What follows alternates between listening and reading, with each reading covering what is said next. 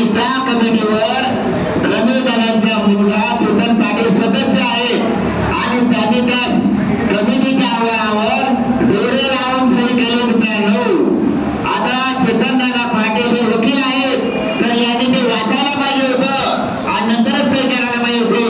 जर तो अहवाल जर आपल्या थोडी लोकांचा सत्यानाश करणारा अहवाल आहे तर त्याच्यावर त्यांनी लिख करायला पाहिजे होता की हा अहवाल आम्हाला मान्य नाही, आमचा सत्यानाश करणारा अहवाल आहे, मी सही करणार नाही, हा अहवाल रद्द करा.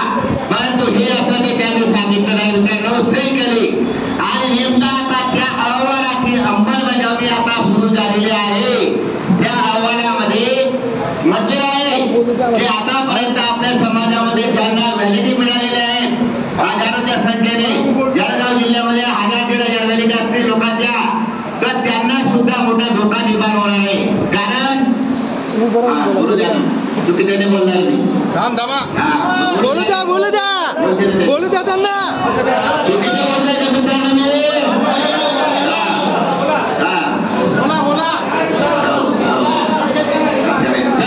कमिटी जी आहे ना, कमिटी आता त्याचं पत्र राज्यपालांकडे गेलेलं आहे आणि राज्यपालांनी जर त्याच्यावर सही केले तर आपला सत्यानाश झाला म्हणून तुम्ही समजा. मित्रांनो, तर याच्यासाठी आपल्याला संघटित होऊन माझ्या मते आपण 2 गोष्टी केल्या पाहिजे. एक की आपण हायकोर्टामध्ये सगळेजण मिळून एक याचिका दाखल करा. समाजाला पैसा कमी पडत असेल तर सगळ्यांनी मदत करा.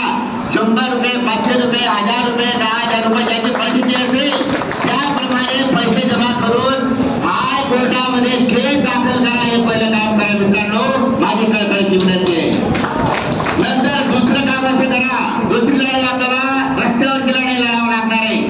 महाराष्ट्रामध्ये आपण 201 लोकांचे एक मंडळ तयार करा, कमिटी तयार करा आणि प्रत्येक जिल्ह्याला 101 लोकांची कमिटी तयार करा आणि प्रत्येक तालुक्याला 51 लोकांची कमिटी तयार करा आणि प्रत्येक गावामध्ये 11 लोकांची कमिटी तयार करा आणि आपल्याला रस्त्यावरची लढाई लढावं लागणार आहे. जी लढाई जरांगे पाटील लढतोय, जरांगे पाटील लढाई लढतोय, अख्खा महाराष्ट्राचा मराठा समाज, त्यांच्या समाजाचे आमदार, खासदार, नगरसेवक, पंचायत समिती सदस्य सगळे नेते त्यांना मदत करतायत. तर तशा